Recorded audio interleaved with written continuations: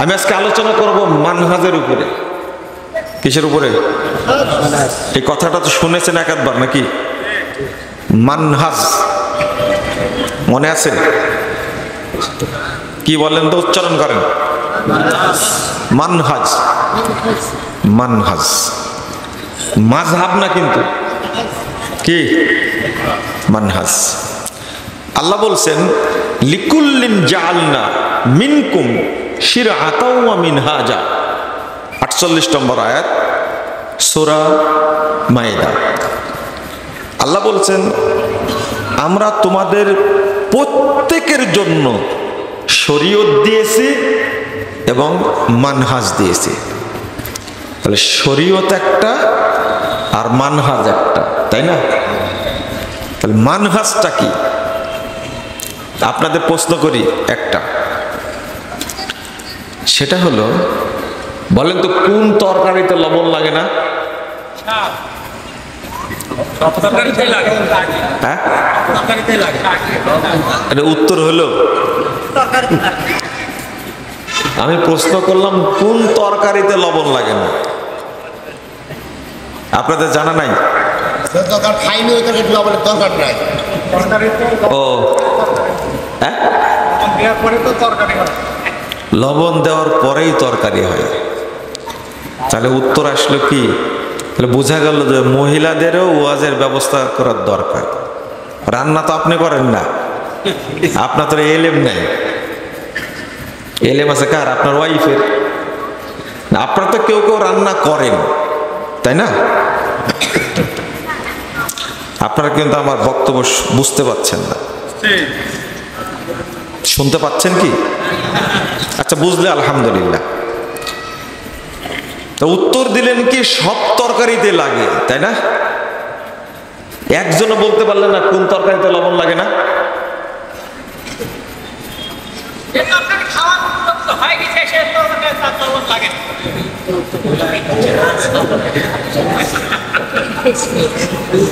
মানে লবণ দিয়ে রান্না করেছেন, তাই না? আপনারা তো বুঝতে পারছেন, তাই না? একটা তরকারির নাম বলেন। একজন বলছিল যে নোনা ইলিশে লবণ লাগে না। আমি জিজ্ঞেস করলাম কোনোদিন খেয়েছেন? যে খাইনি। তাহলে কেন কথাটা বুঝালাম? অর্থাৎ যেটা তরকারি তাকে লবণ দিতেই হবে, তাই না? এই ভাইরে যেটা বললেন, প্রত্যেক তরকারিতে কি লাগে? লবণ লাগে। ঠিক শরীয়তের যত বিষয় আছে সব বিষয়ের জন্য মানহাজ লাগবে। কি লাগবে? মানহাজ। মানহাজ ছাড়া আপনার কোনো আমল গ্রহণযোগ্য হবে না। মানহাজটা মাপের মতো। মাপ বুঝেন? মাপ যন্ত্র বুঝেন তো, তাই না? এটাতে মাপতে হবে। তো আকীদা, আকীদা শরীয়তের একটা পার্ট না?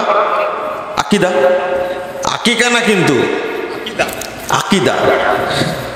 আকীদাটা কেমন হবে তারও মানহাজ লাগবে। যেমন তাওহীদটা কেমন হবে তারও মানহাজ লাগবে। এবার বুঝেছেন, তাই না? মানহাজ মানে রাসূল সাল্লাল্লাহু আলাইহি সাল্লাম, সাহাবায়ে কেরাম, তাবেঈনে যান, শরীয়ত তারা যেভাবে বুঝেছেন ওইভাবে বুঝার নাম হলো মানহাজ। এই তিন শ্রেণীর, তিন যুগের মানুষ, রাসূল সাল্লাল্লাহু আলাইহি ওয়াসাল্লামের যুগ, সাহাবীদের যুগ, আর কি তাবেঈদের যুগ। এই তিন যুগের মানুষ যেভাবে শরীয়ত বুঝেছেন ওইভাবে বুঝার নাম হলো কি? মানহাজ। আপনি যদি নিজের মতো বুঝেন তাহলে গেছে গেছে মানহাজ এর নাম। একটু যদি হেরফের হয় বুঝতে, তাহলে আপনি আর জান্নাতের পথে থাকতে পারবেন না। বাংলাদেশের সবচেয়ে বড় সমস্যা এইটা। যেমন একটা উদাহরণ দিই, তাহলে সহজে বুঝবেন আপনারা। এক শ্রেণীর মানুষ আছে আহলে কুরআন।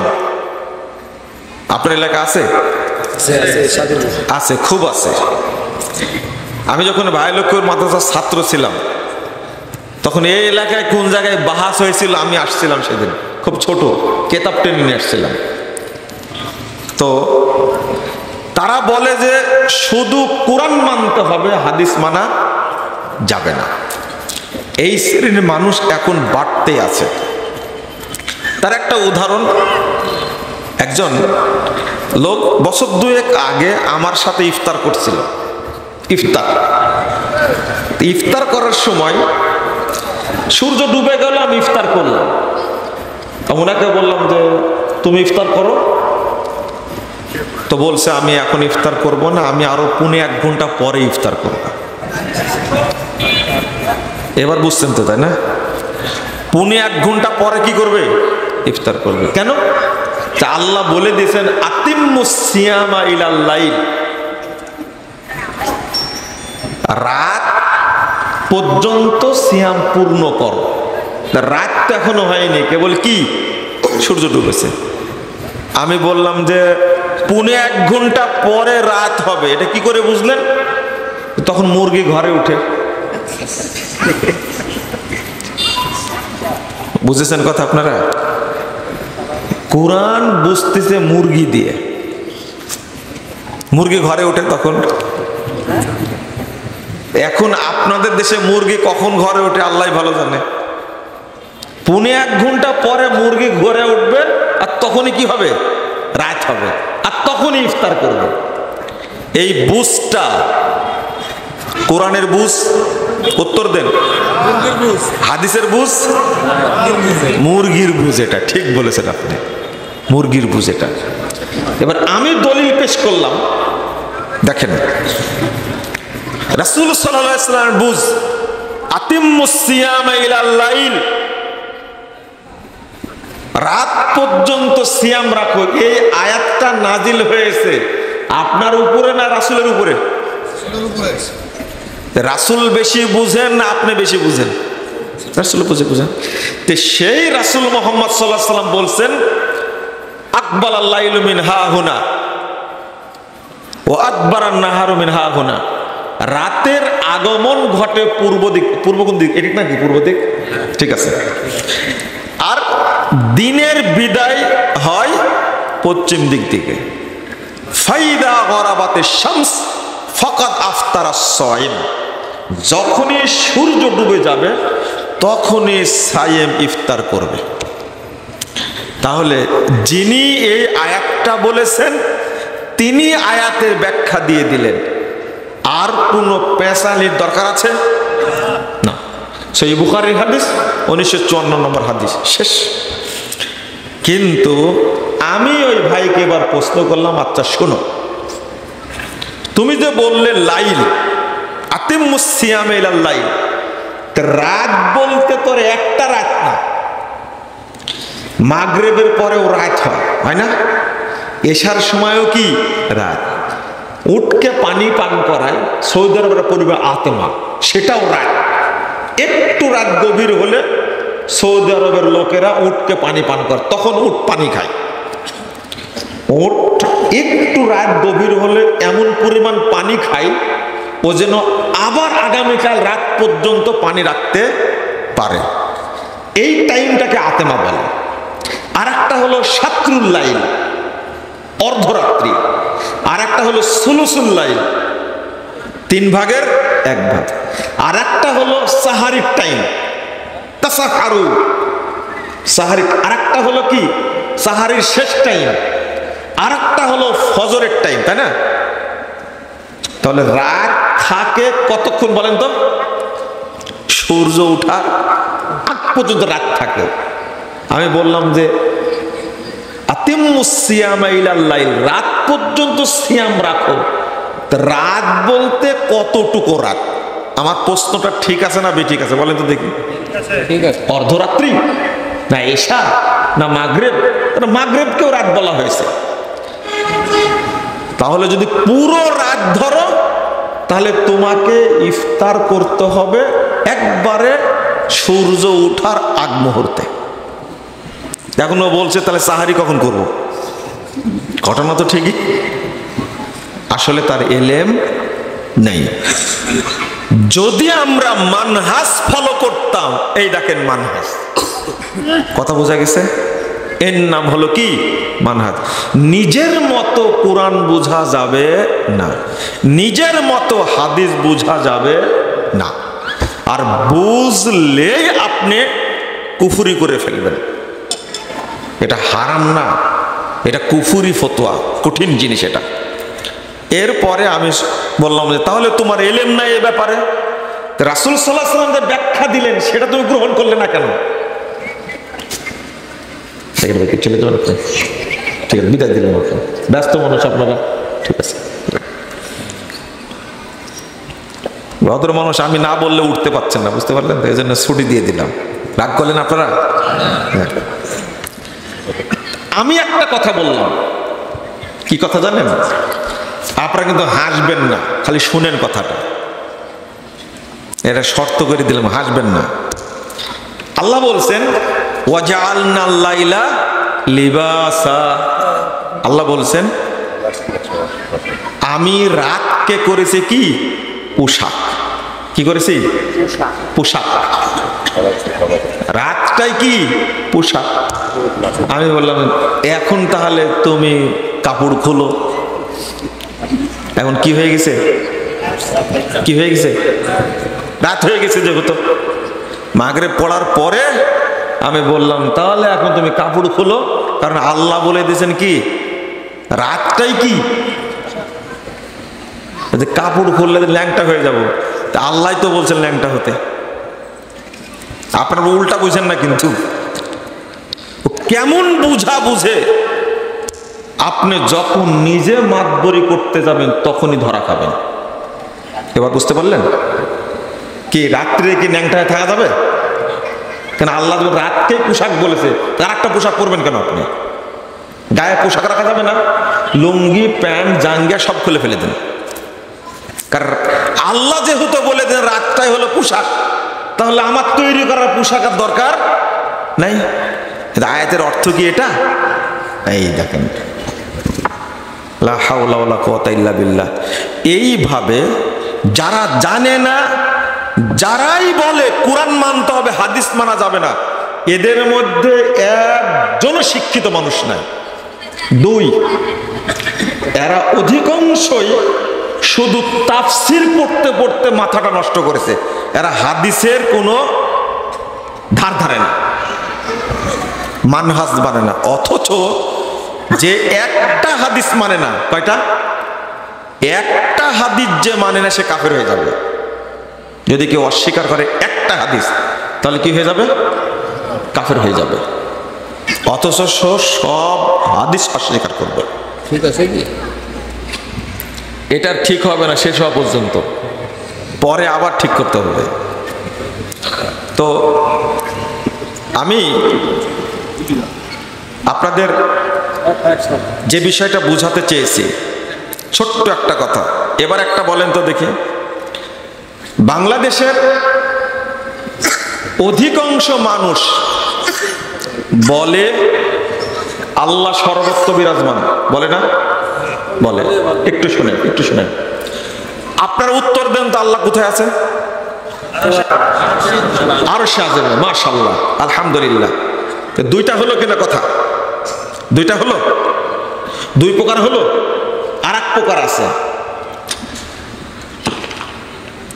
আল্লাহর ধন রাসূল রে দিয়া আল্লাহ গেছেন গায়েব হইয়া, রাসূলের ধন খাজা পাইয়া শুয়ে আছে আজমিরে, কেউ ফিরে না খালি হাতে, বাবারে তোর দরবারে, খাজারে তোর দরবারে। তাহলে এদের দৃষ্টিতে আল্লাহ কি হয়ে গেছে? কি হয়ে গেছে? গায়েব মানে কি? আল্লাহ বলতে কিছু নাই। এখন আল্লাহ বলেন, রাসূল বলেন, সবই একজন। তিনি কে? মুহাম্মদ সাল্লাল্লাহু আলাইহি ওয়াসাল্লাম। নাউজুবিল্লাহ। ও হুজু মুস্তাবি আরশতা খুদা হোকার উতার পাড়া মদিনা মে মোস্তফা হোকার। কি সুন্দর কথা। যিনি আসমানে খোদা হয়েছিলেন তিনি মদিনায় এসেছেন কি হয়ে? মোস্তফা হয়ে। কিছুই বললেন না যে আপনারা?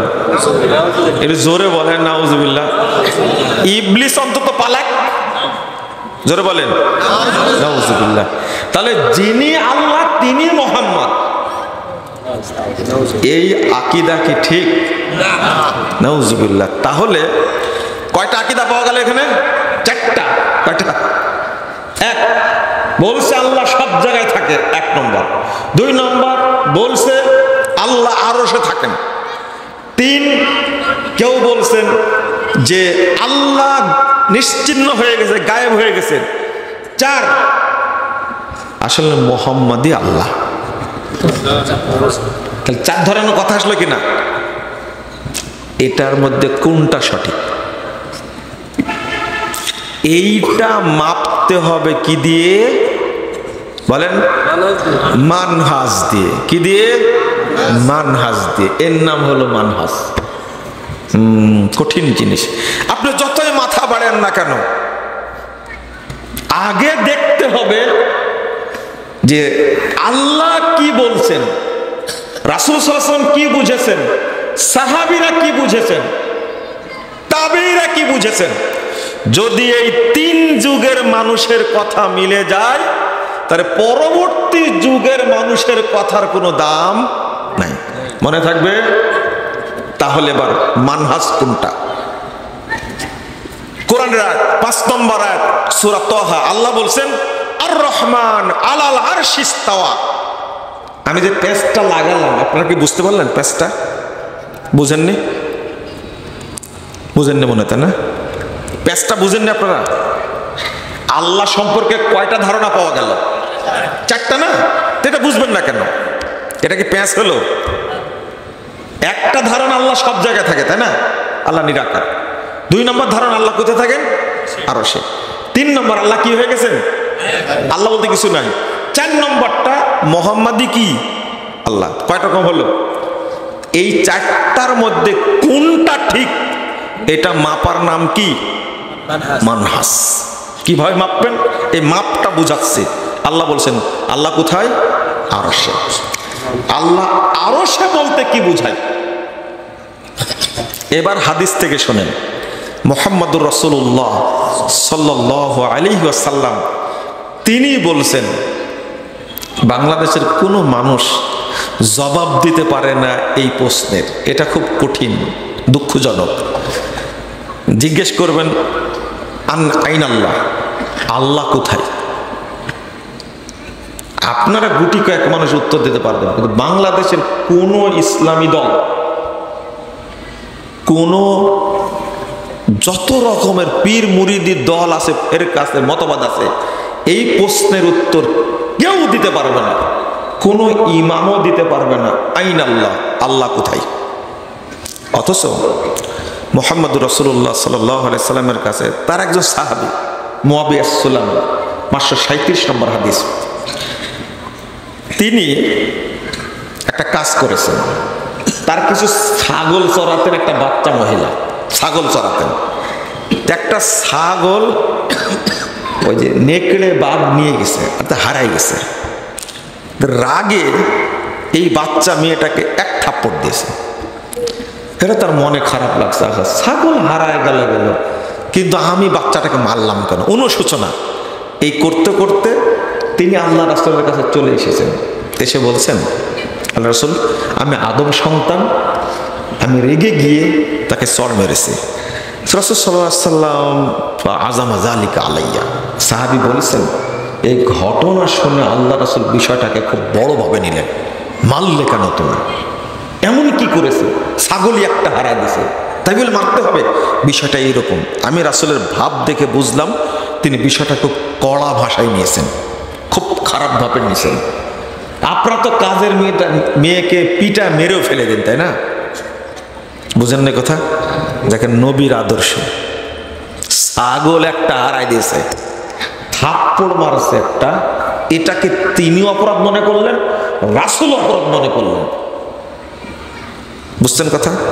পেপারে পাওয়া যায় না, না খেয়ে বন্দি করে রাখে, পিটায়া পিটায়া পিটায়া মেডিকেলে ভর্তি করে। আমাদের দেশের শিক্ষিত মানুষরা এই কাজগুলো করে, অথচ ১৫০০ বছর আগে মুহাম্মদ সাল্লাল্লাহু আলাইহি সাল্লাম কি আদর্শ দিয়ে গেলেন। তখন এই সাহাবী তাড়াতাড়ি বলছেন, আফালা ওতিকুহা, আল্লাহ রাসূল আমি তাহলে একটা কাজ করি, এই মেয়েটাকে আজাদ করে দিই, আমি তাকে মুক্ত করে দিই, আমি একে গোলাম হিসাবে আর রাখবো না, চাকরারে রাখবো না, তাহলে কি মাপ পাবো? বিষয়টা এরকম। তো রাসূল সাল্লাল্লাহু আলাইহি সাল্লাম বলছে, এই তিনি বিহা, ঠিক আছে তুমি মেয়েটাকে আমার কাছে নিয়ে আসো। তো সাহাবী বলতে ফাতাইতুহু বিহা, আমি তাকে আল্লাহ রাসূলের কাছে নিয়ে আসলাম। এই বাচ্চা মেয়েটাকে নিয়ে আসছেন ওই সাহাবী, নিয়ে এসে এখন বলে কি হারাই দিছিল? ছাগল, অনেক দাম কিন্তু। আপনারা তো হারালে কি ওকে বিক্রি করে টাকা নিতেন, তাই না? আপনাদের কোনো রাখাল যদি কি হারা দেয়, কারণ একটা ছাগলের দাম ২০,০০০ ৩০,০০০ টাকা, ওকে তো মারতেন মারতেন, চাকরি হারাতেন, আরো কিছু করতেন, তাই না? রাসূল সাল্লাল্লাহু আলাইহি সাল্লামের কাছে যখন নিয়ে আসছেন, দেখেন প্রথম প্রশ্ন, ওই ছাগলের রাখাল বাচ্চা মেয়েকে আল্লাহ রাসূল জিজ্ঞেস করছেন, আইনাল্লাহ, বলো তো আল্লাহ কোথায়? বুঝতে পাচ্ছেন? বলো তো আল্লাহ কোথায়? আইনাল্লাহ। তখন বাচ্চা মেয়েটা জবাব দিছে, ফিসসামা, আল্লাহ আসমানে। মান আনা, বলো তো আমি কে? আনতা রাসূলুল্লাহ, আপনি আল্লাহর রাসূল। সুবহানাল্লাহ। দুইটা প্রশ্নের উত্তর দেওয়ার পরে আল্লাহ রাসূল পরীক্ষা করছিলেন। এবার বলছেন, আতিকহা ফাইন্নাহা মুমিনা, ও সাহাবী তুমি তাকে আজাদ করে দাও, মুক্ত করে দাও, স্বাধীন করে দাও, একজন মুমিনা মেয়ে। সুবহানাল্লাহ। এই দুইটা প্রশ্নের উত্তর শুনেই আল্লাহ নবী বললেন, এই মহিলাটা কি? মুমিন। আলহামদুলিল্লাহ। মাত্র দুইটা প্রশ্ন। আর আপনি জিজ্ঞেস করলেন, কি বলতেন? তোমার নাম কি?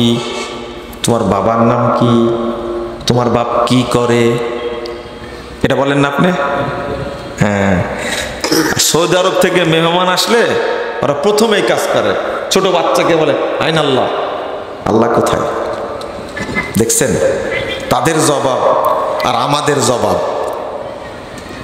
কারণ আল্লাহ কোথায় এটা বলতে পারাটা একটা ঈমানের রকম। আল্লাহ কোথায় এটা বলতে পারতে হবে। এই জন্য ইমাম আবু হানিফা রাহিমাহুল্লাহ বলছেন, যদি কেউ না বলতে পারে আল্লাহ কোথায়, ও মুসলিম না, ও কাফের। ও কি? কাফের। যদি কেউ বলে আমি জানি না আল্লাহ কোথায় আছে, তাহলে সে কি? কাফের।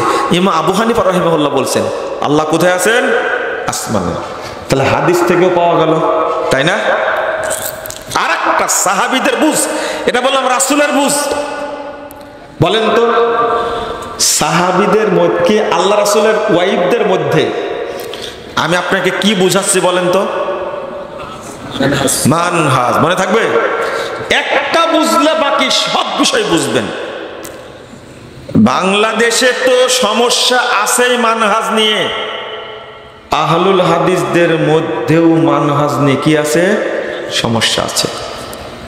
আমার কথাটা ভারীভাবে নেবেন না, আমার কথাটা ভারীভাবে নেবেন না। আমি তবে বলে দিচ্ছি, বাংলাদেশে বহু আহলে হাদিস আলেম ও মানহাজ জানে না।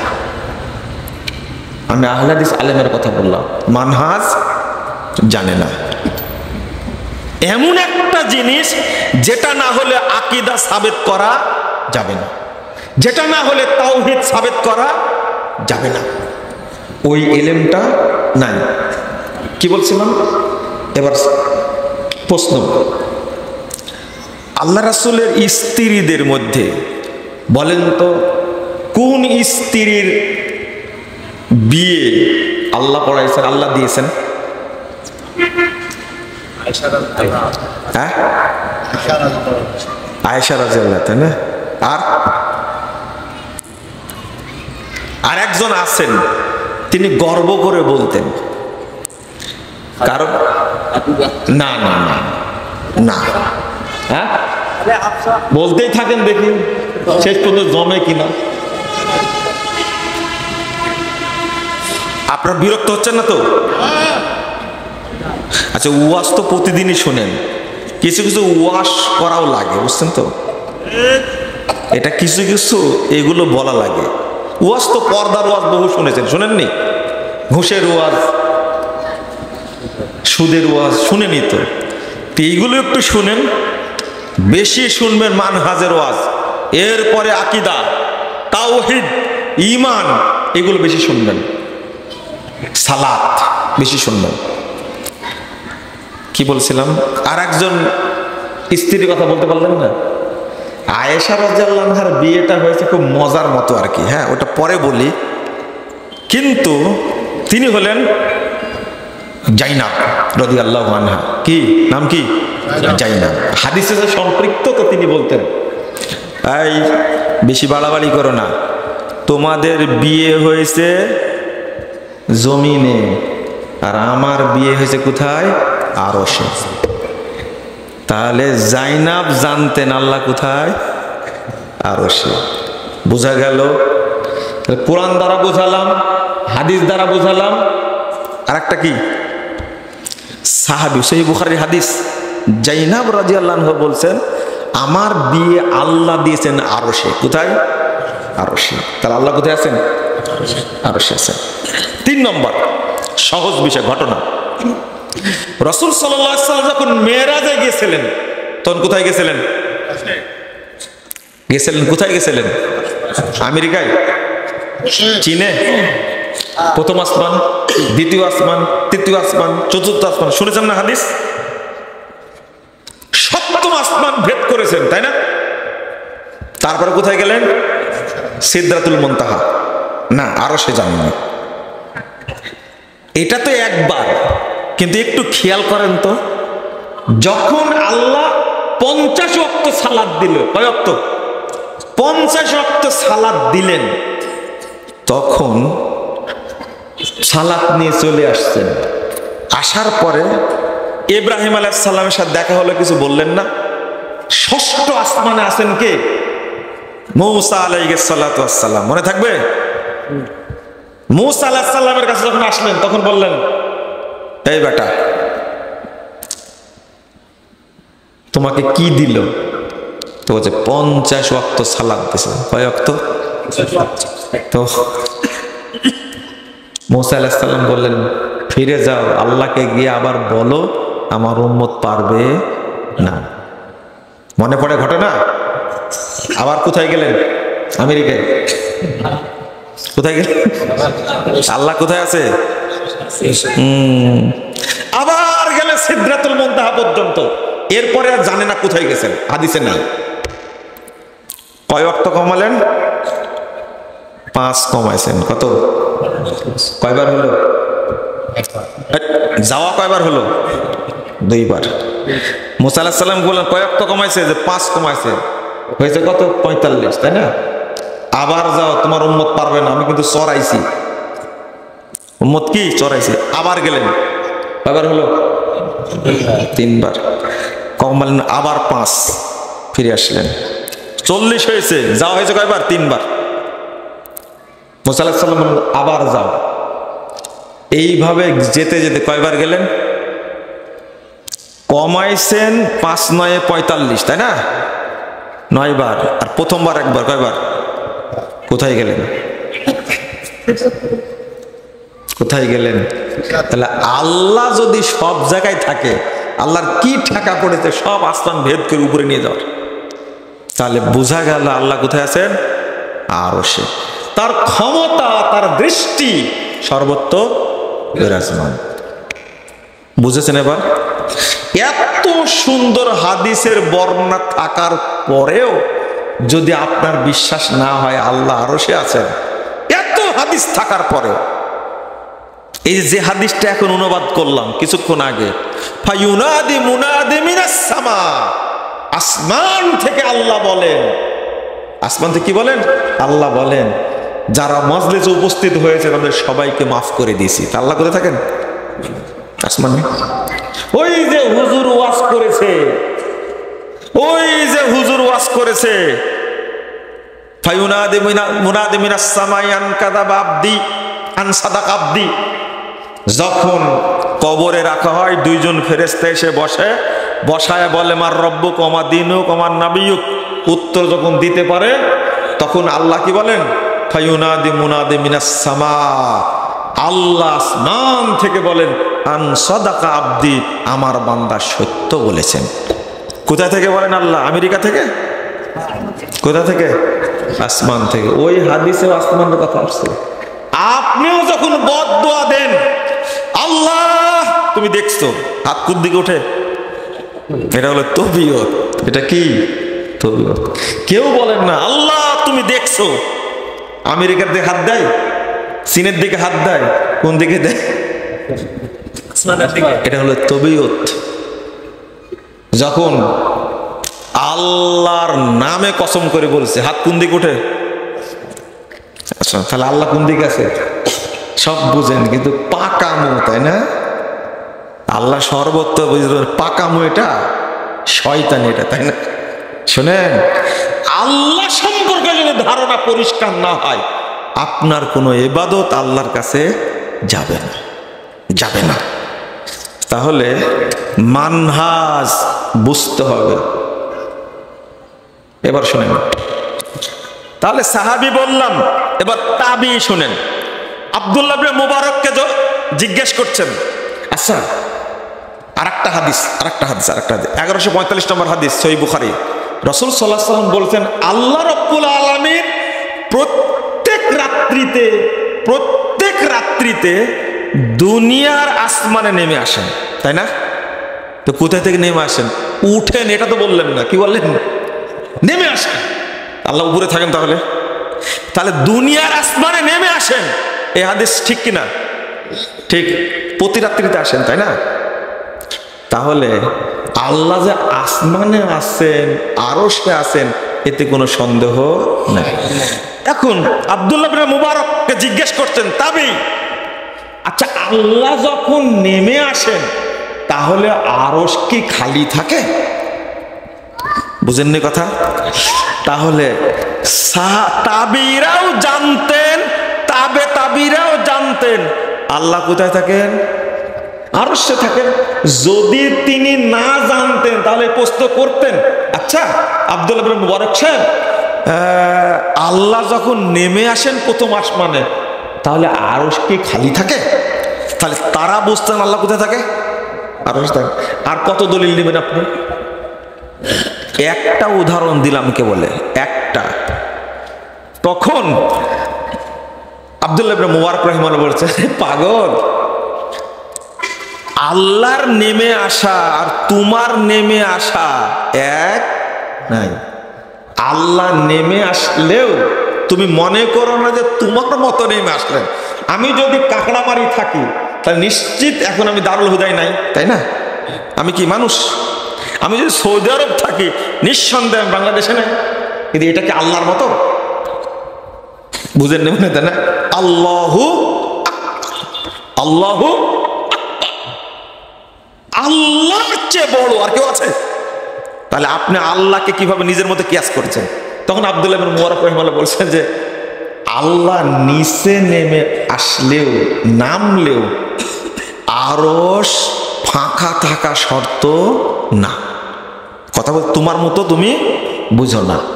যদি আপনি বুঝেন এই কথাটা এইভাবে, আল্লাহ আরশ থেকে নামলে আরশ ফাঁকা থাকে, তাহলে আপনি আর আল্লাহর মধ্যে কোনো পার্থক্য থাকলো না। নাউজুবিল্লাহ, আস্তাগফিরুল্লাহ। এইটা হলো আপনার ইলম। এখানে আপনাকে ব্যাখ্যা করতে যাওয়া লাগবে না, ব্যাখ্যা করবেন না। আমি একটা প্রশ্ন করলে আপনি উত্তর দিতে পারবেন না। পারবেন? উত্তর দিতে পারবেন?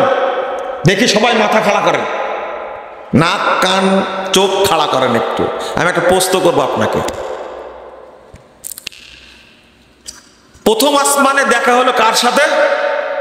আদম আলাইহিস সালামের সাথে। কার সাথে? দ্বিতীয় আসমানে দেখা হলো আল্লাহ রাসূলের সাথে। কার সাথে? কার সাথে? দ্বিতীয় আসমানে কি আছেন?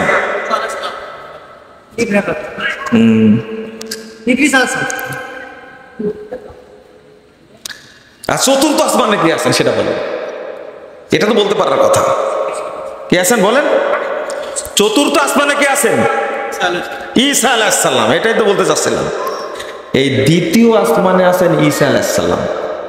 দ্বিতীয় আসমানে কি আছেন? আমার প্রশ্ন যেটা আপনাদের কাছে, আল্লাহ রাসূল মেরাজে যাওয়ার সময় বলছেন,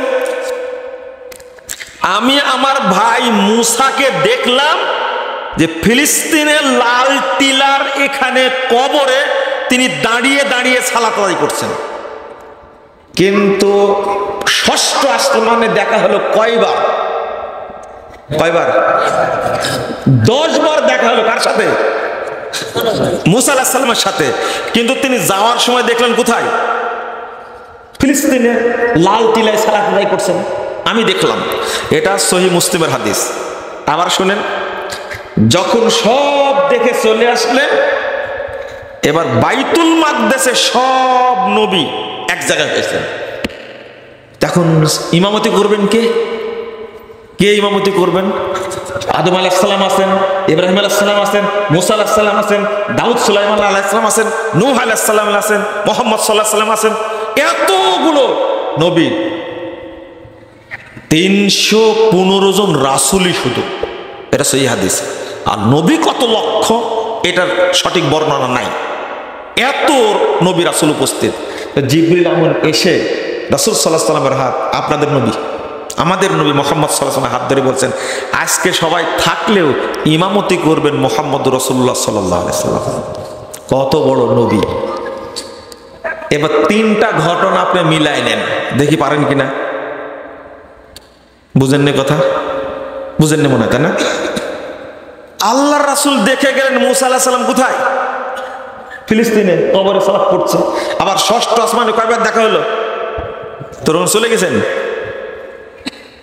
আবার কোথায় দেখা হলো? বাইতুল মাকদেস সব নবীর সাথে দেখা হলো। এই 3টা ঘটনা মিলান তো দেখি, পারবেন? খুব ব্রেন নাকি আপনার? মিলান তো দেখি পারেন কিনা। এটার উত্তর কি? এটা আকীদার বিষয়। যেভাবে আল্লাহ বলে দিয়েছেন ওইভাবে কি করতে হবে? বিশ্বাস করতে হবে। ওইভাবে বিশ্বাস করতে হবে। আর একটা, এটা কিভাবে মিলাবেন? রাসূল সাল্লাল্লাহু আলাইহি ওয়াসাল্লাম এসে বললেন, ও মক্কার মুশরিকরা শোনো, আমি আজকে মক্কা থেকে বাইতুল মাকদেস গেছি, সেখান থেকে প্রথম আসমান গেছি, দ্বিতীয় আসমান, আবার একবার সপ্তম আসমানে গেছি, আল্লাহর সাথে কথা বলেছি এবং সালাত নিয়ে হাজির হয়েছি। এবার মুশরিকরা বলছে, কিন্তু আসল পাগল ধরা পড়েছে। এবার কই কি এটা? আবার ফজরের আগে কি? 1 রাতের কারবার। কয় রাতের? এটা তো স্বীকার করেন আপনারা, তাই না? স্বীকার করেন না? এবার মক্কার মুশরিক আর কাফের মুনাফিকরা মিলে একবার বোঝালে, এবার পয়েন্ট একটা পাইছে মুহাম্মদকে সোজা করার। ওই জায়গাতে আবু বকর রাদিয়াল্লাহু আনহু ছিলেন না, যখন তিনি সংবাদটা দিচ্ছেন ছিলেন না। সবাই চলে যাও বকরের বাড়িতে। কারা? কাফের, মুশরিক আর মুনাফিক গেছে। এই আবু বকর শুনেছো ঘটনা ঘটে গেছে। কি ঘটনা? আরে মুহাম্মদ নাকি 1 রাতে বাইতুল মাকদেস গেছে, সব আসমান ঘুরে আল্লাহর সাথে কথাবার্তা বলে আবার ফজরের আগে নাকি চলে আসছে মক্কায়। বুঝেছেন কথা? দেখেন কিভাবে গেছেন। কাতে চলে গেলেন? ঘোড়ায় চলে না বুরাকে চড়ে না অমুকে চড়ে তমুকে চড়ে? কিচ্ছু না। শুনে আবু বকর রাদিয়াল্লাহু আনহু শুধু জিজ্ঞেস করেছেন, মান কালা মান আখবার, এই তোমাদেরকে এই খবরটা কে দিয়েছে? বুঝেছেন কথা? বুঝেছেন ভাষাটা? মান আখবার, তোমাদেরকে এই খবরটা কে দিয়েছেন যে মুহাম্মদ সাল্লাল্লাহু আলাইহি সাল্লাম 1 রাত্রে চলে গেছে বাইতুল মাকদেসে, কত হাজার কিলোমিটার দূরে, আর সেখান থেকে নেই প্রথম আসমান, 1 আসমান থেকে আরেক আসমানের দূরত্ব কত বছর? 500 বছর। বলে কি এটা? অন্তত 7 আসমান যেতে কত বছর লাগবে? 3500 বছর লাগবে। আর সপ্তম আসমান থেকে সিদরাতুল মুনতাহা কত দূরে এটা কেউ জানে? কেউ জানে না। তো এই ঘটনা ঘটেছে। তখন জিজ্ঞেস করতে, মান আখবারা, তোমাদের খবরটা কে দিয়েছে? তখন কে দিয়েছে বলেছে, আখবারা মুহাম্মাদুন, আর এটা মোহাম্মদ বলল। তা আবু বকর রাদিয়াল্লাহু আনহু তখন বলছেন, ওয়াইন কানা আজাবু মিন বা, শোনো এইটা তো স্বাভাবিক ব্যাপার, মোহাম্মদ যদি এর চেয়েও কোনো বিস্ময়কর খবর দেয়, মোহাম্মদ যদি এর চেয়েও যদি বড় বিস্ময়কর খবর দেয়, ফাকাদ সাদাকা, তাহলে তিনি সত্যই বলেছেন।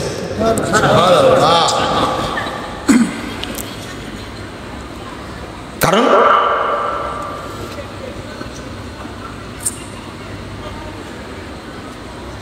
ইয়াতি খাবারুস সামা গুদওয়াতান ওয়া বুকরাতান, আমি জানি মুহাম্মদ সাল্লাল্লাহু আলাইহি ওয়াসাল্লামের কাছে সকাল সন্ধ্যা আসমান থেকে খবর আসে, এটা আমি বিশ্বাস করি। অতএব এর চেয়ে তো নর্মাল ব্যাপার, এটা কি নর্মাল ব্যাপার, এর চেয়েও যদি বিস্ময়কর কোনো খবর বলে মুহাম্মদ সাল্লাল্লাহু আলাইহি ওয়াসাল্লাম, তাহলে তিনি সত্যই বলেছেন। তখন বলেছেন, আতুসাদ্দিকু আন্না বাদাহাবাল লাইলা ওয়া রাজা ক্বাবলা আন ইয়াসবাহ, তুমি কি পাগল নাকি? মুহাম্মদ এক রাত্রিতে চলে গেল বাইতুল মাকদিসে, আর ফজর হওয়ার আগে আবার ফিরে আসছে, তুমি কি পাগল? কি উত্তরটা দিলেন, কি প্রশ্ন তারা করলেন? তখন বলছেন যে দেখো, মুহাম্মাদের কাছে সকাল সন্ধ্যে আল্লাহর পক্ষ থেকে খবর আসে, এর চেয়ে অদ্ভুত যদি খবর হয়, তবু মুহাম্মদ কি বলেছেন? সত্য বলেছেন। ফাসুম্মিয়া বিযালিকা আস-সিদ্দিক, ওই দিন থেকে আবু বকরের নাম রাখা হলো কি? সিদ্দিক। কত সাহাবী ছিল, কারো নাম সিদ্দিক না, একজনের নাম কি? সিদ্দিক। খেয়াল করেন, তাহলে এর নাম হলো আকীদা। এর নাম কি? জিজ্ঞেস করেন আল্লাহ রাসূলকে, কিভাবে গেলেন, কিভাবে সম্ভব হলো? কারণ নিয়ে গেছেন কে? আল্লাহ। এটা মুহাম্মদের কিছু করার আছে? এর অর্থই হলো কিভাবে মুসা আলাইহিস সালামের সাথে এতবার সাক্ষাৎ হলো, কবরে সাক্ষাৎ হলো, ষষ্ঠ আসমানে সাক্ষাৎ হলো, আবার মসজিদে বাইতুল মাকদিসে সাক্ষাৎ হলো, কিভাবে হলো কে জানেন? আল্লাহ। ওই জ্ঞান আমাদের নাই। এর নাম কি? আকীদা। এর নাম হলো আকীদা। তাহলে আল্লাহ কোথায় আছেন? এই ক্ষেত্রে আল্লাহর বক্তব্য কি? কোথায়? আরশে। রাসূলের মানহাজ কি? আরশে। সাহাবীদের মানহাজ কি? আরশে। তাবিঈদের মানহাজ কি? আরশে। তাবিঈদের মানহাজ কি? আরশে। পরে তুমি যতই ল্যাবড়ার ঘাঁটি ঘাটো না কেন, দাম নাই। ল্যাবড়ার ঘাঁটি বুঝেন তো? এখন আপনি যতই প্রশ্ন করেন না, এর দাম নাই। আল্লাহ রাসূল বলছেন, খায়রুন নাসি করনি সুম্মাল্লাযীনা ইয়ালুনাহুম সুম্মাল্লাযীনা ইয়ালুনাহুম, সবচেয়ে উত্তম যুগ হলো আমার যুগ, আমার টাইমটা, এরপরে আমার পরের যুগটা, এরপরে তারপরের যুগটা। তাহলে এই তিন যুগে যা কিছু আমি পাবো সেটাই শ্রেষ্ঠ, এরপরে যা কি পাবো সব কি আউট, সব কি বাতিল, সব কি বাতিল। এখন আপনি বিশ্লেষণ করে কোনো লাভ হবে না। ক্লান্ত হয়ে গেছেন মনে হয়, তাই না?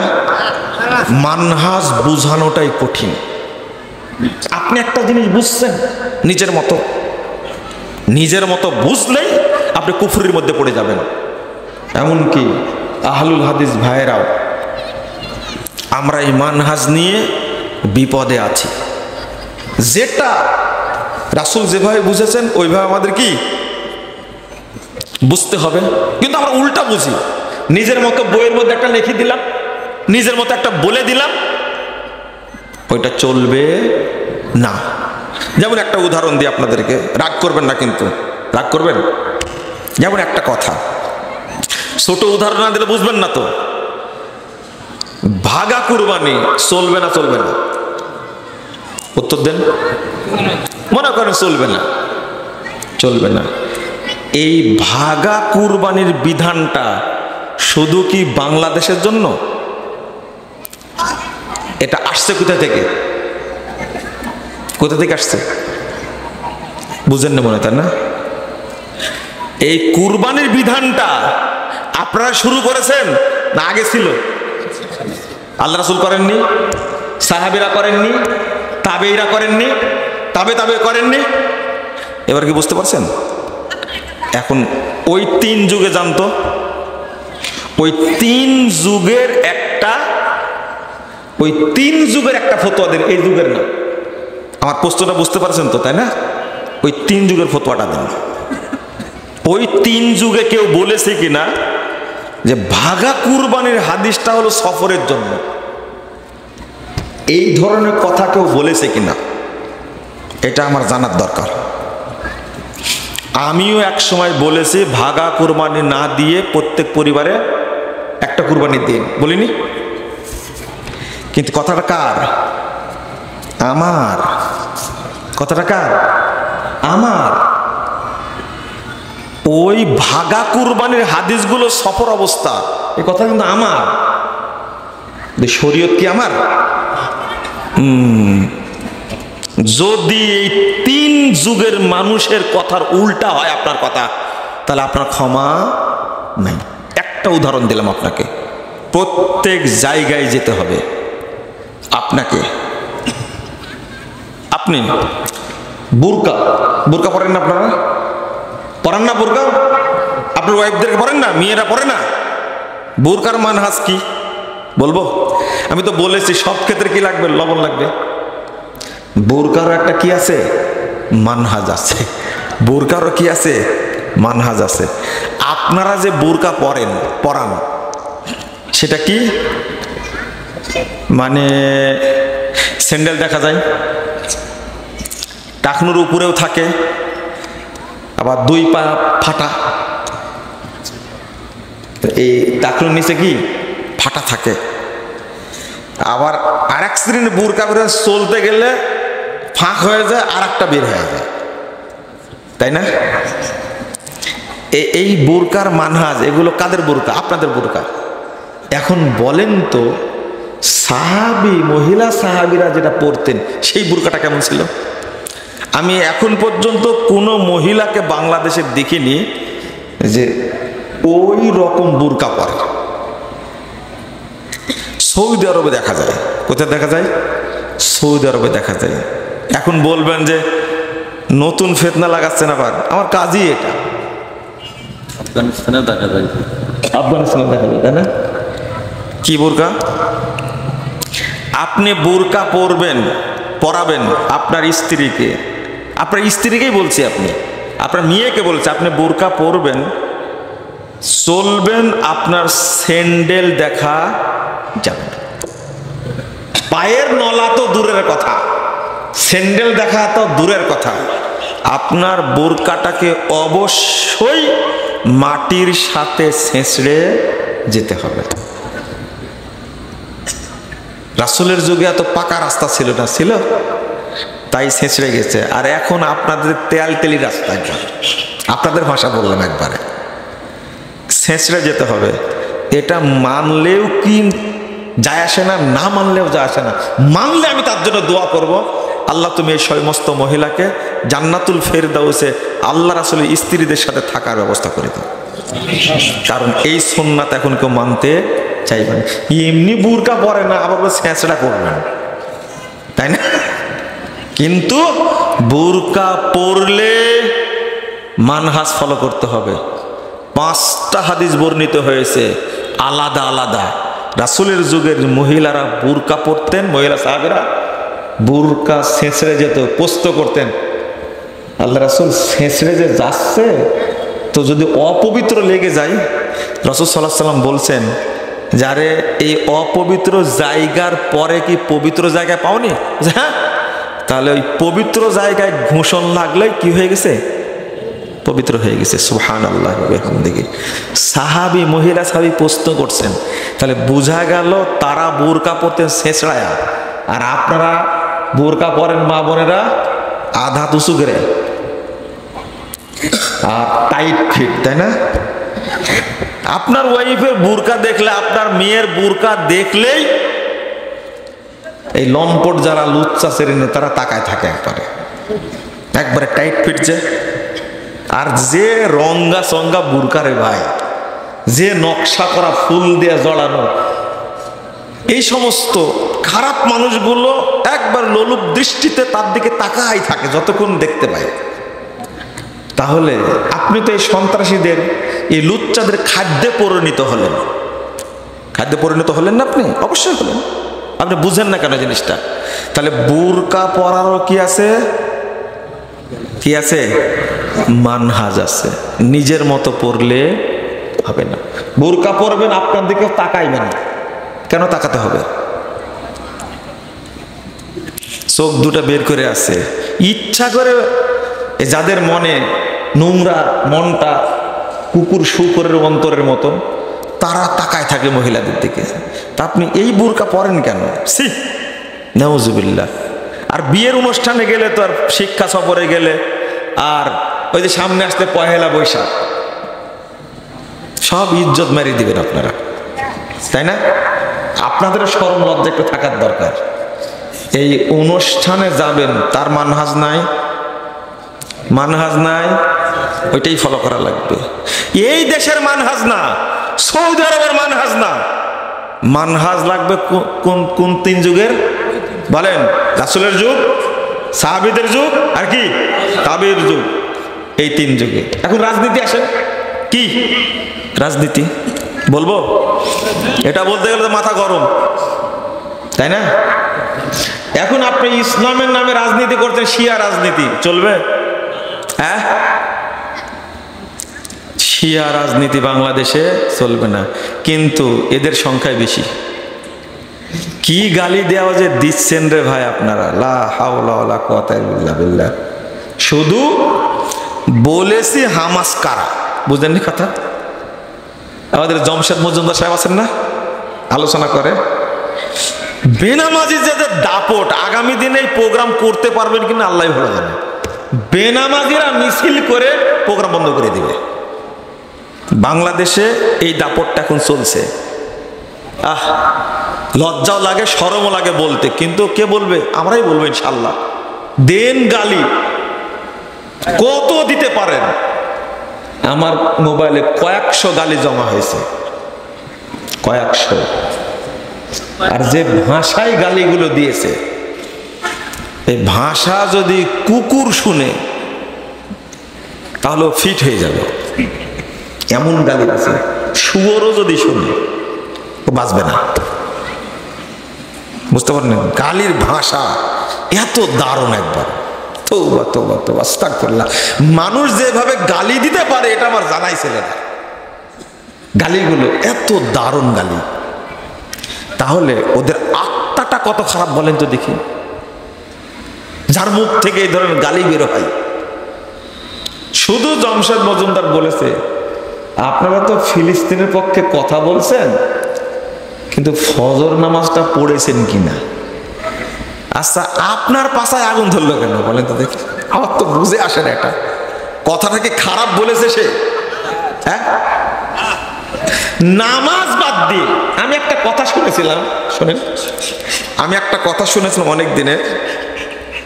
আমাদের মুকাররম আছে না, মুকাররমের দাদা শ্বশুর, মুকাররমের কি দাদা শ্বশুর, শ্বশুরের বাপি তো দাদা শ্বশুর বোন, তাই না?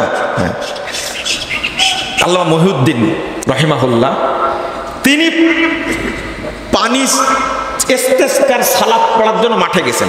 গাজীপুরের ঘটনা, মাঠে গেছেন। যিনি ওই জায়গায় ছিলেন তিনি আমাকে বলছেন, বহু মানুষ মাঠে, কি হাজার হাজার মানুষ, পানি হয় না, দোয়া করে শেখ মহিউদ্দিন সাহেব এসেছেন, অনেক পরহেজগার মানুষ। তিনি প্রথম কথা বললেন দাঁড়ায়া, আমি আল্লাহর ওয়াস্তে বলছি, যারা আজকে ফজর সালাত পড়েননি তারা এই মাঠে থাকবেন না। কি বলেছেন? যারা ফজর সালাত পড়েননি তারা এই দুয়ায় অংশগ্রহণ করবেন না, সালাত অংশগ্রহণ করবেন না, তারা চলে যান, কেউ থাকবেন না। আমি আল্লাহকে সাক্ষী রেখে বলছি, এই কথা বলে কেউ থাকবে? যারা সালাত পড়ে না, ফাঁকা হয়ে গেছে। কি হয়ে গেছে? ফাঁকা, মাঠ ফাঁকা। 2 নম্বর ঘোষণা। এবার কি 2 নম্বর ঘোষণা? যারা আজকে ফজরের সালাত জামাতে পড়েননি তারা যান। তারা কি জানে না। আপনি কি বুঝলেন কথাটা? বুঝলেন? জান। এবার কি মাঠ ফাঁকা, সব চলে গেল। 16 জন আছে। কয়জন? কয়জন? 16 জন। একটা বাচ্চা ছিল। কি ছিল? একটা বাচ্চা ছিল। তো বলছেন যে এই বাচ্চা তো ফজরে সালাত পড়েনি, ওকে বের করে দি। তখন ওর বাপ বলছে যে না, সে আমার সাথে আজকে ফজর পড়েছে। আলহামদুলিল্লাহ, রাখেন ওকে। কয়জন মিলে? এই দলে দলে মানুষ খালি ঘুরে বেড়াচ্ছে, বুঝছেন, আর গালি দিচ্ছে, পানি যদি না হয় আজকে তোমাকে দেখেই ছাড়বো। ঠিক জমশেদ মজুমদারের অবস্থা এইরকমই হয়েছে, বুঝলেন? মাঠে নাই, কিন্তু কি ফিলিস্তিনে যাওয়ার জন্য কি নিচ্ছে? প্রস্তুতি নিচ্ছে। মসজিদে নাই, নামাজ পড়ে না, কিন্তু কি যাবে কোথায়? ফিলিস্তিনে। ভাই তোমার পাশে আগুন লাগলো কেন? আমার বুঝে আসে না রে ভাই, আমাকে বুঝাও তো দেখি কেন আগুন লাগবে। খেয়াল করেছেন? যারা এর পক্ষে গেছে, নামাজ পড়বে না এই কথার পক্ষে যারা গেছে, তাদের সবার দুর্বলতা আছে। হয় নামাজ পড়ে না, অত 5 ওয়াক্ত নামাজি না, অত অলসতা করেন, নামাজে দুর্বলতা আছে। কিছুই তো বলেনি, শুধু বলেছে আজকে ফজরটা পড়েছে তুমি, যাক এতটুকু। তো মহিউদ্দিন সাহেব 16 জন মানুষ না কি করলেন? দোয়া শুরু করে দিলেন। তো বলছে আল্লাহু আকবার। হাত তুলে দোয়া করতে করতে অল্প সময় যেতেই এই যে মেঘ আর এই যে বৃষ্টি, আমরা মাঠেই থাকলাম, কিন্তু এই বেনামাজি বদমাশগুলো একটাও না, সব পালাইছে। ঠিক ফিলিস্তিন একদিন বিজয়ী হবে ইনশাআল্লাহ, এই অল্প সংখ্যক মানুষের মাধ্যমে ইনশাআল্লাহ। বুঝলেন? ফিলিস্তিন স্বাধীন করবে, আর বাটা জুতা পায়ে দিয়ে বাটা শোরুম লুটপাট করতে গেছে। চিন্তা করতে পারছেন আপনি? হ্যাঁ, তৌবা তৌবা তৌবা।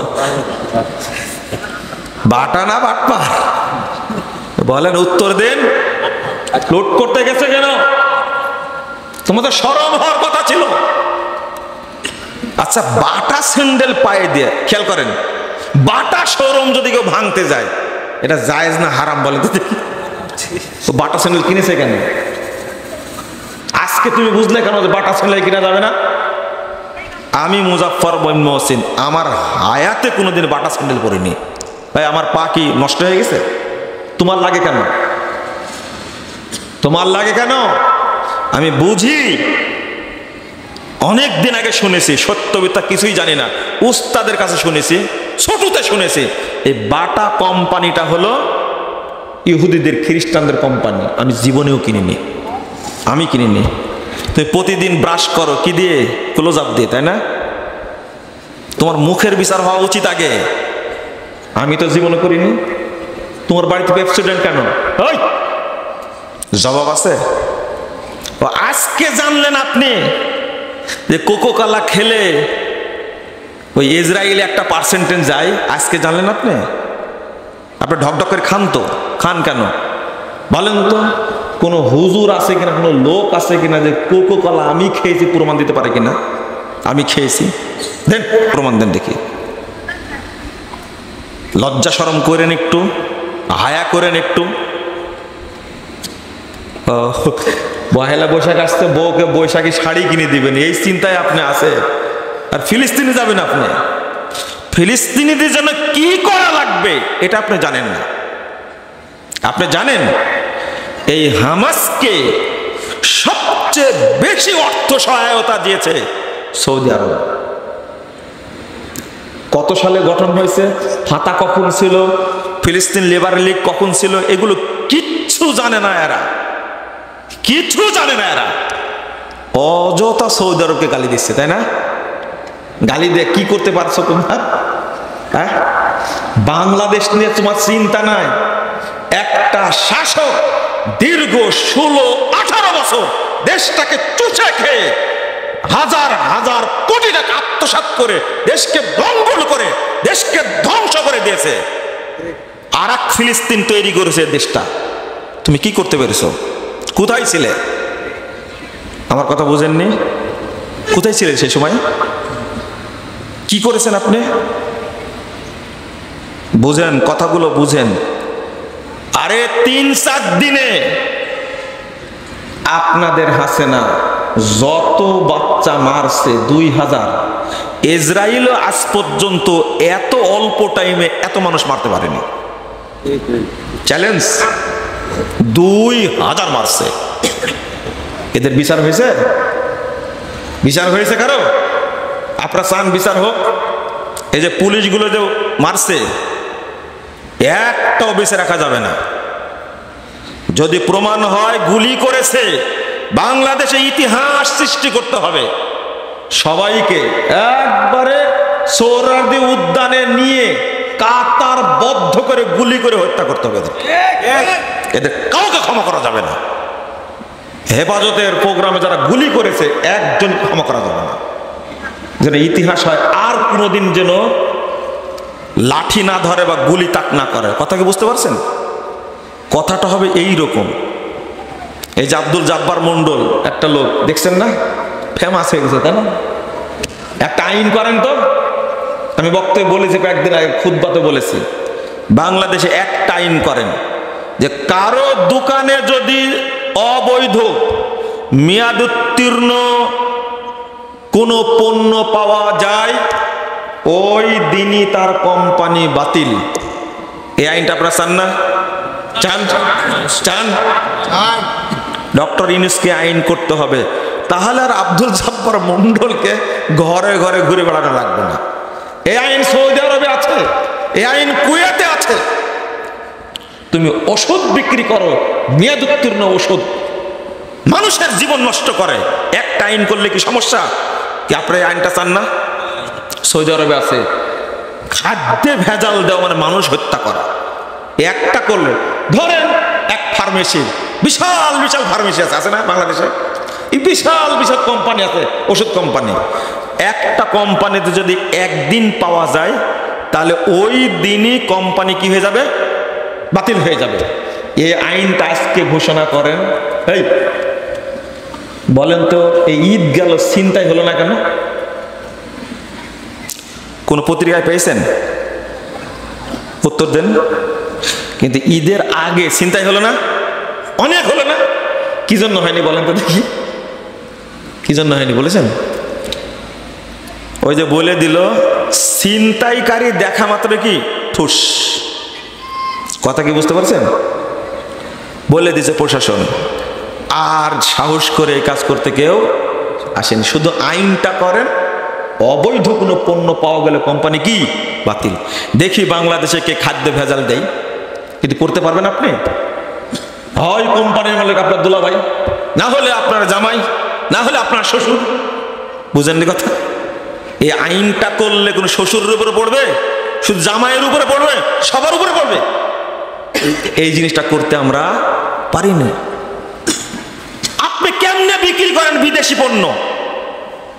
যাক আলহামদুলিল্লাহ, আজকে তো মাম পানি দিছে। কালকে দিছে কি জানেন? কি কি ফিনা, আকুয়া ফিনা। কিনলের কথা বলছেন, কত হুজুর অ্যাড মারতেছে যে কিনলে পানি খাবেন। হুজুরদের কথা শুনে অবাক হবে, বুঝতে পারেন কথা? কিন্তু গালি শুধু আমাকে দিবেন, অন্য হুজুরেরা যে এত মিথ্যা কথা বলে তাকে গালি দিবেন না। গালি শুধু কাকে দিবেন? এটা তো মাম পানি। আপনি কিনলে খান কেন? যেদিন আপনি জানতে পেরেছেন যে আকুয়াফিনা এটা ইসরায়েলি পণ্য, আপনি খান কেন পানি? বলেন তো দেখে আমাকে। কালকে দেখছি বক্তব্যের টেবিলে এই পানি, এটা কেন? আরো আছে না আমাদের মুকাররম, এই যে প্রাণ কোম্পানি আছে না? একদিন রাজশাহীতে রওনা দেওয়ার সময় সিরাজগঞ্জের আগে কত পানি খাওয়া লাগবে, তো সিরাজগঞ্জের দোকান থামায় পানি নিবে, তো দেখছে সব প্রাণ। কি প্রাণ? খাবো না প্রাণ। ওখান থেকে চললো আবার টাঙ্গাইলে এক দোকানে গেল, সেখানেও কি প্রাণ, খাবোই না পানি, যেতে লাগলো। ঢাকায় গিয়ে পানি খেয়েছে, কিন্তু প্রাণের পানি খাইনি। আমার সামনে চোখে দেখা, আমার ইমান একটু দুর্বল, কিন্তু ও RFL কোম্পানি, প্রাণ কোম্পানির ক্ষেত্রে ওর কোনো আপোষ নাই। আর ইহুদি পণ্য তো দূরের কথা, ইহুদি পণ্য কি দূরের কথা, দেশের কোম্পানি, এটা হলো কাদিয়ানি কোম্পানি, এই জন্য খাওয়া যাবে না। অন্তত আমি একা প্রতিবাদ করি, আল্লাহ বুঝুক একটা বান্দা আছে। আপনার মধ্যে কি এই ধরনের ভয় আছে? আমার মধ্যে কি এই ধরনের ভয় আছে যে এই বোতলটা কিনলে একটা 5 পয়সা যদি হয় তবু ইসরায়েলে যাবে, আর এই অস্ত্র কিনে আমার ফিলিস্তিনি ভাইদের উপরে আক্রমণ করবে, এই ভয়টা কি আপনার ভিতরে আছে? আপনার ভিতরে ভয় আছে আর সাহস আছে। বাটা শোরুম কি করে, KFC কি করে লুট করা যায়, তাই না? যে অন্যায়টা করেছেন আর যে অবস্থা সৃষ্টি করেছেন, সারা পৃথিবীর মানুষকে দেখাইছেন এরা বাটাচোর, এটা খারাপ হয়েছে। আপনি কেন বললেন না ইসরায়েলি কোনো কোম্পানি বাংলাদেশে থাকবে না? ডক্টর ইউনূস সাহেবের কাছে বলেন, আগে 1 সপ্তাহ সময় দেন, আগে সব বন্ধ করতে হবে। এটা বলেছিলেন আপনি? বলেননি তো? বলেছেন আপনি? বলেননি। আপনি নিজেই বাটার স্যান্ডেল পরে আছেন, আপনি নিজেই পেপসি খান, আপনি নিজেই কোকা-কোলা খান, এগুলো কাকে বুঝাবেন আপনি? আল্লাহ যেন আমাদের বুঝার তৌফিক দান করে। কিছু কথা বললাম, রাগ করেন না, দোয়া করবেন ফিলিস্তিনিদের জন্য, একদিন দোয়া কবুল হবে ইনশাল্লাহ। আরে 53 বছর পরে সিরিয়া স্বাধীন হয়েছে। কত বছর পরে? 53 বছর পরে স্বাধীন হয়েছে সিরিয়া। এই ফিলিস্তিনও স্বাধীন হবে ইনশাআল্লাহ, হবে ইনশাআল্লাহ। আল্লাহ যেন এই ইসরায়েলি ইহুদিদেরকে আল্লাহ যেন পৃথিবী থেকে চিরতরে নিশ্চিহ্ন করে দেন, বলেন আমিন। হবে। আল্লাহ দোয়া কবুল করে না, কে বলেছে কবুল করে না? আপনাদের দোয়া আল্লাহ কবুল করেনি? হ্যাঁ, বলছে কি জানেন? দেখতে দেখতে 15 বছর, সামনে আরো 5 বছর, মানুষ বাঁচে কয় বছর? রাহু আবাইদুল কাদের বলেছে না? ভীষণ হলো 41 সাল, আমি বলতাম না 81 সাল। 5 আগস্টের আগে যে মরেছে, সে এই বিশ্বাস নিয়ে মরেছে যে এই জগদ্দল পাথরকে কোনোদিন সরানো যাবে না। কিন্তু 5 আগস্টে যারা বেঁচে আছে তারা মনে করছে এটা আল্লাহর কাছে কোনো ব্যাপারই না। কেউ ভাবেনি পতন হবে তো এইভাবে হবে, তাই না? মনে আছে আপনাদের? পতন হবে তো এইভাবে হবে, এটা কেউ ভাবছে? কেউ ভাবেনি, চিন্তাও করেননি। তা আল্লাহর মার কি জোরে বলে দুনিয়ার বার। বিশ্বাস করেন ফিলিস্তিন বিজয় হবে ইনশাআল্লাহ, তবে মদখোরদের দ্বারা হবে না ইনশাআল্লাহ। কথা বুঝতে পারলেন? বেঈমানদের দ্বারা হবে না। এইভাবে গালিগালাজ করছেন আপনারা, ইতিহাস একদিন শুনবেন, জানবেন ইনশাআল্লাহ। আল্লাহ আপনাদের বোঝার তৌফিক দান করুক, আমিন। অনেক কথা বলে ফেলেছি, কাছের মানুষ তাই কিছু বলছি না, তাই না? না আর দেন না প্রশ্ন, এইগুলো কিছু প্রশ্ন দেখেন তো, এটা কিছু প্রশ্নই করলো, এত ওয়াজ করার পরে বলে কিছু প্রশ্ন। ঠিক আছে, নফল সিয়াম করেছেন আপনারা? শাওয়াল করেননি, শুরু করেননি, তাই না? করে ফেলেছেন? মাশাআল্লাহ। 5টা করেছে, 3টা করেছেন, মাশাআল্লাহ। 6টা করেছেন, তাই না? দেখছেন, শেষ হতে হতে 6টা শেষ, আলহামদুলিল্লাহ। রমাদান শেষ, শাওয়ালের 6টা শেষ করে ফেলেছেন, পুরো বছর সিয়াম রাখার নেকি পেয়ে গেছেন ইনশাআল্লাহ। করবেন, সিয়ামটা করবেন। এর মাসালাটা কি জানেন? যাদের ভাঙ্গা সিয়াম আছে রমাদানের, তারা শাওয়ালের সিয়াম রাখার আগে ভাঙ্গাগুলো করবেন। ফরজটা আগে, নফলটা পরে। আগে আল্লাহ রাসূল বলছেন, মান সামা রমাদান সুম্মা আতবাহু সিত্তাম মিন শাওয়াল, রমাদানে সিয়াম পালন করলো, এরপরে শাওয়ালের 6টা করলো, কানাকা সিয়ামি দাহার। তাহলে বোঝা গেল রমাদান পূরণ করা লাগবে, তাই না? রমাদান কি করা লাগবে? পূরণ করতে হবে। তারপরে হিসাব নফলের হবে না ফরজের হবে? ফরজের। তাহলে আগে কোনটা করা লাগবে? মনে করো 10টা বাকি আছে, 10টা করতে করতে শাওয়াল শেষ হোক। নফলটা করা ফরজ না, ফরজটা করা কি ফরজ। এখন আপনাদের একটা বক্তব্য আছে বাংলাদেশে প্রচলিত যে ফরজ সিয়াম সারা বছর করা যায়, কিন্তু শাওয়ালেরটা শুধু কি শাওয়াল মাসে। এটা জানেন না আপনারা? সবাই জানেন এটা, কিন্তু ধারণাটা ভুল। মা আয়েশা রাদিয়াল্লাহু আনহা বলছেন, সহিহ বুখারীর হাদিস, আল্লাহ রাসূল যখন শাবানের সিয়াম রাখতেন তখন আমরা ভাঙ্গা সিয়ামগুলো রাখতাম। তাহলে কি মা আয়েশা কোনোদিন শাওয়ালের সিয়াম রাখেননি? হ্যাঁ, এটাই ঠিক। আল্লাহ রাসূল সাল্লাল্লাহু আলাইহি ওয়াসাল্লাম বেঁচে থাকাকালীন তিনি এবং তার ওয়াইফরা শাওয়াল মাসের সিয়াম রাখার সুযোগ পাননি। কারণ স্ত্রীদের মধ্যে কি ছিল? পালা ছিল না? ছিল? কখন কোন স্ত্রীর কাছে আসবেন এটা তারা জানতেন না। আর নফল সিয়াম স্বামীর অনুমতি ছাড়া করা যায়? করা যায়? এই কথা বললে তো মহিলারা রাগ করবে। মহিলাদের প্রথম দায়িত্ব, প্রধান দায়িত্ব হলো 5 ওয়াক্ত সালাত। দ্বিতীয় নম্বর দায়িত্ব হলো স্বামীর। ওর কাছাকাছি করা, থালি বাসন ধোয়া, তারপর সন্তান মানুষ করা, ঘর পরিষ্কার করা, এইগুলো পরে। আগে কি স্বামী। ও দ্বিতীয় কাজ হলো স্বামী, এর মাঝখানে কোনো কাজ নাই। কথা বুঝতে পারলেন? সন্তান প্রতিপালনের ত্রুটি হয় তবুও স্বামী আগে। কথা কি বুঝলেন? এই কথা বললে তো মহিলারা গালি দিবে আমাকে আবার, কিন্তু ঘটনা তাই, ঘটনা এইটাই। আপনি গালি দেন আর যাই বলেন, এটাই। আপনি তাহাজ্জুদ পড়বেন, দাম নাই। স্বামী সন্তুষ্ট না থাকলে তাহাজ্জুদের কোনো দাম নাই। নফল সিয়াম পালন করবেন, তারাবি পড়বেন, কোনো দাম নাই। আগে স্বামী। যদি স্বামীর সমস্যা, আপনার হাজবেন্ড যদি মনে করে আমার স্ত্রী আমার কাছে এখন দরকার, আমি অসুস্থ, আমার কাছে থাকতে হবে, তারাবি পড়তে যেতে পারবে না, বাপের বাড়ি যেতে পারবে না, খালার বাড়ি যেতে পারবে না। কিসের খালার বাড়ি?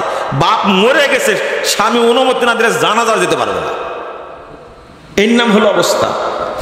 তো আল্লাহ রাসূল সাল্লাল্লাহু আলাইহি ওয়াসাল্লাম যখন শাবান মাসে সিয়াম রাখতেন তখন তারা ফাইনাল হয়ে যেতেন এই মাসটা তিনি সিয়াম রাখবেন।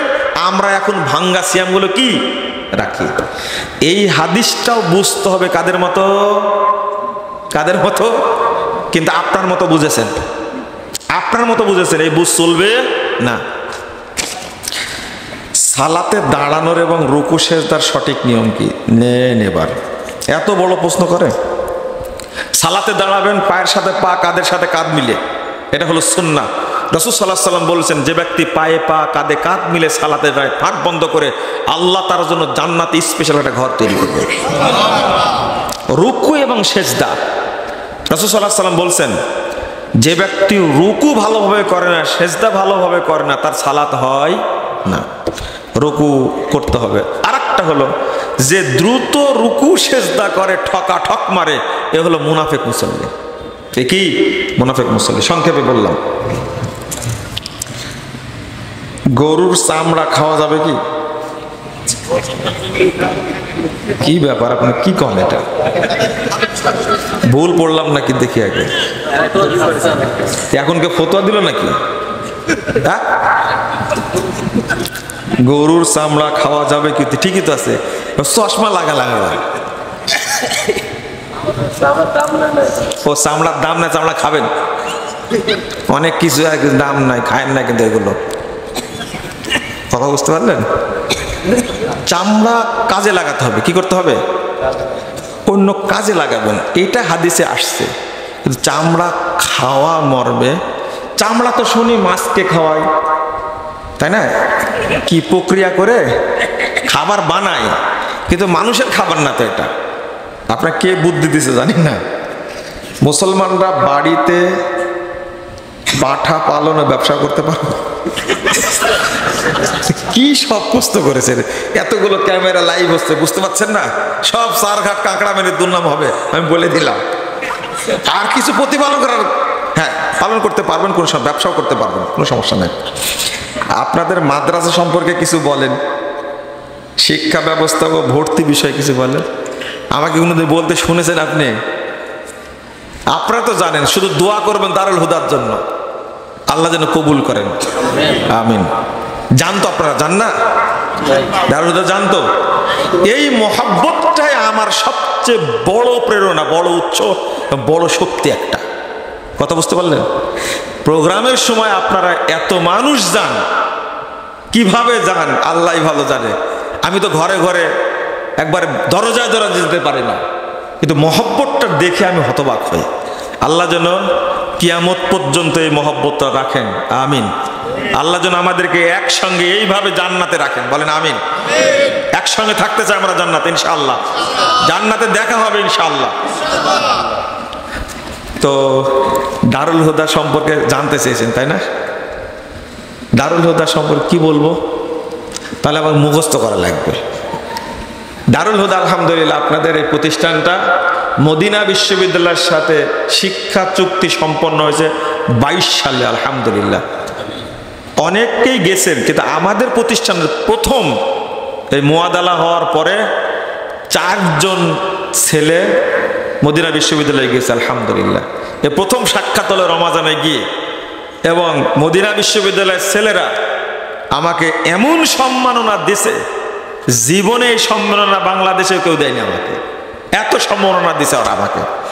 তাদের প্রতি আমি মাশকুর, কৃতজ্ঞ। তাদের জন্য দোয়া করেছে, আল্লাহ যেন তাদেরকে বড় বড় আলেম বানায় দেন, আমিন।